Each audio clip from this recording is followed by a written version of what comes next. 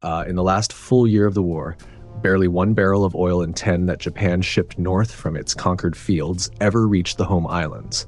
The rest burned at sea, or settled into the mud of the South China Sea, or went down still sealed inside the hulls that carried it.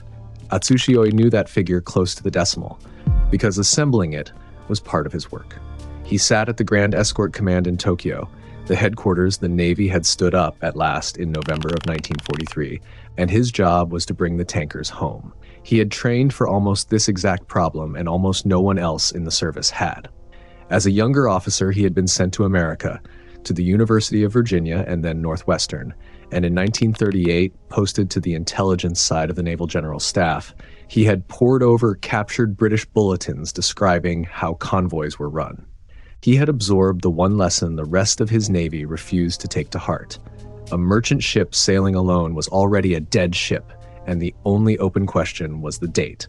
That conviction made him a difficult man to have in the room. The Imperial Japanese Navy had spent 40 years preparing for a single decisive battle against the American fleet, a Tsushima for the new century, guns against guns in clear water. Escort duty was beneath that ambition. Shepherding oilers and freighters was the sort of work a serious officer did on his way to something better, and the men in the Navy Ministry, the red brick building in central Tokyo that everyone called the Red Bricks, liked to say that escort of convoy was common sense to any naval officer. They had been saying it for decades while building almost no escorts to do it. Then the war Japan had started arrived, and it was not the war they had prepared for. What the war was for is the thing to hold in mind. Japan went south in 1941 to take oil. The American embargo of that summer had cut off about 4/5 of its supply, and the entire southern offensive, the Philippines, Malaya, the East Indies, was in the end a campaign to seize the oil fields of Borneo and Sumatra and ship the crude back to a country with almost none of its own. Japan won that campaign. By the middle of 1942, it held the richest oil-producing region in the Pacific, and then it had to move the oil 6,000 kilometers home, across waters that the American submarine force was learning, with great difficulty, to hunt. That difficulty is the part of this story that tends to get left out. The submarines did not begin the war as a precision instrument. Through most of 1942 and well into 1943, their torpedoes ran deep, failed to fire, or burst too early, and their captains chased tonnage of any kind rather than the ships that mattered. In the first full year of unrestricted operations, they sank around 9,000 tons of oil ships. That was about 1.33% of everything they put on the bottom. An enemy was strangling Japan's fuel supply almost by accident, and not very well. What changed was not courage but method. Late in 1943, the American Navy made tankers the priority target, ahead of warships, ahead of troop ships, ahead of everything.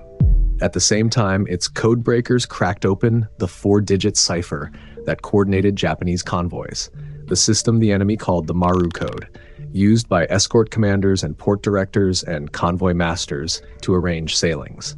Parts of it resembled the civilian merchant codes Japan had used in peacetime, and a Coast Guard officer at the listening station in Pearl Harbor recognized the pattern.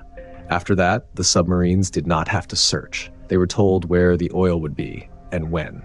Ōi did not know this. None of his service did. From his desk, the losses looked like terrible luck compounding itself, route after route, month after month, and he poured enormous effort into rerouting convoys to safer water that turned out not to be safer at all, because the men he was hiding from were reading the orders that sent the ships there.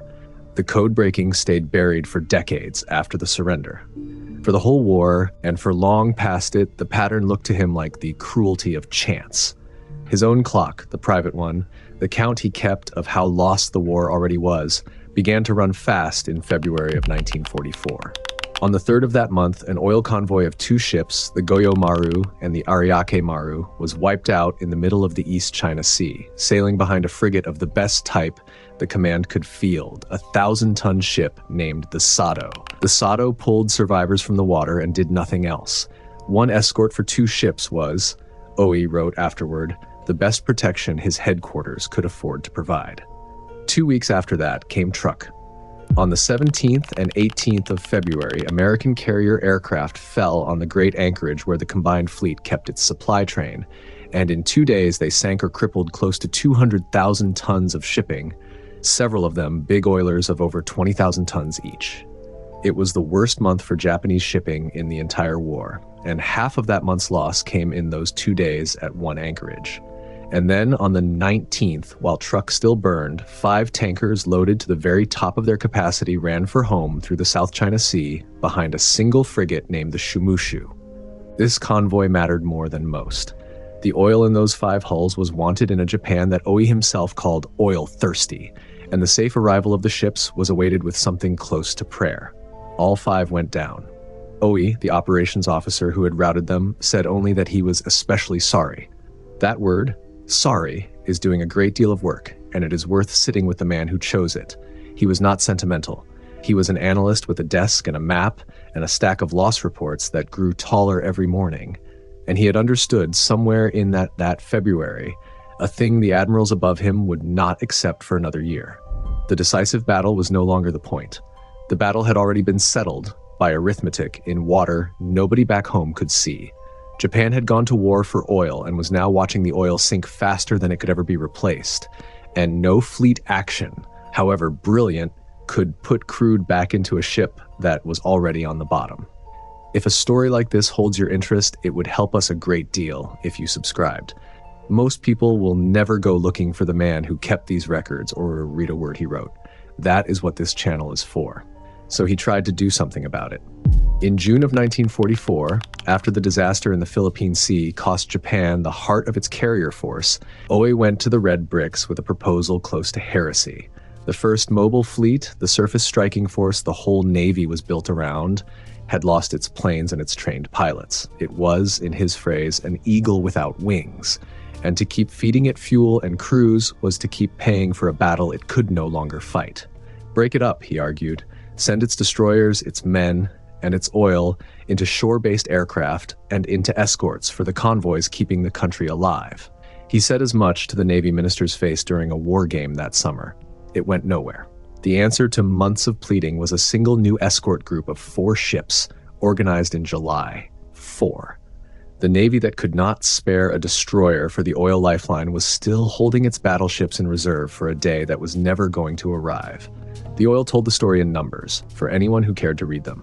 In August of 1943, Japan had brought home about 1.75 million barrels in a month. By July of 1944, that monthly figure had fallen to 360,000. By the end of that year, the submarines and aircraft had sent 2/3 of the entire Japanese tanker fleet to the bottom, and the nation's fuel reserves had dropped to the level the planners marked as emergency. The oilers that still floated were running through a sea that had become, for them, one long ambush. The texture of that ambush survives in the records of single convoys, and they read like a man being followed home. One sailing out of Singapore in February of 1945, designated High 88, lost a tanker called the Nichioku Maru, full of naval fuel oil, to a submarine on the 22nd. The next day, a submarine took one of its escorts. A week after that, an American bomber put the Aisho Maru on the bottom with 4,500 tons of petroleum and 99 passengers aboard. The ships kept changing course, kept merging with other convoys, kept losing members at every leg, and a thinning remnant kept crawling north. What oil reached Japan reached it in the holds of the survivors of slaughters like that. Across the spring of 1945, the arithmetic finished its work. The submarines sank the majority of the merchant tankers that even attempted the run from Southeast Asia in February. In March, the Japanese stopped trying. The route the entire war had been fought to open, the line of crude running from Borneo and Sumatra up to the refineries of the home islands, was abandoned outright, because sending ships up, it had become a way of feeding them to the enemy, and nothing more. On the 27th of that month, American B-29s began sowing mines in the Shimonoseki Strait and the approaches to the Inland Sea, an operation the enemy named Starvation, and what little coastal traffic remained began to die in home waters too. This is the day in the title, except that there was no single day, and Ōi knew that better than anyone. Asked later, when the war had been lost, he never pointed to a date. By the time the tankers stopped arriving in that quiet way, a route simply going empty on the chart, he had already carried the knowledge for more than a year. The record of his own writing places his certainty not in a moment, but in an accumulation, the reports stacking up through 1944, each one a small confirmation of a verdict he had reached in February and could do nothing with. What happened next says the most about the Navy he served. In April of 1945, with the home islands all but cut off from fuel, the combined fleet decided to send the battleship Yamato south toward Okinawa on a one-way sortie, with only enough oil for the outbound leg, to die among the American invasion fleet for the honor of the thing. The fuel for that gesture had to come from reserves that were all but gone. When Ōi, the man who had spent 2 years rationing oil by the barrel for escorts he was never given, learned the purpose of the operation, he was told that its aim was the tradition and the glory of the Navy. He did not take it quietly. "This war is of our nation," he shouted, "and why should the honor of our surface fleet be more respected? Who cares about their glory? Damn fools." He was the right man, in the one job where being right bought nothing. The Yamato sailed on its last fuel and was sunk by American aircraft before it ever reached Okinawa, taking most of its crew down with it. The oil that carried it there was, in a country scraping its final reserves, close to the last large draw of the war. Ōi lived. After the surrender, he did a thing that is hard to picture and harder to forget. From the summer of 1947 to the spring of 1951, he worked inside General MacArthur's headquarters in Tokyo, on the staff of the very occupation that had beaten his country, researching the history of the war he had lost. He read the captured American operational records and the U.S. Strategic Bombing Survey's account of the transport war, and then he sat down and wrote the clearest account anyone has produced of why Japan failed to defend its own shipping, an analysis so unsparing that it became and remains a standard source for the people who had sat on the other side of his desk the entire time.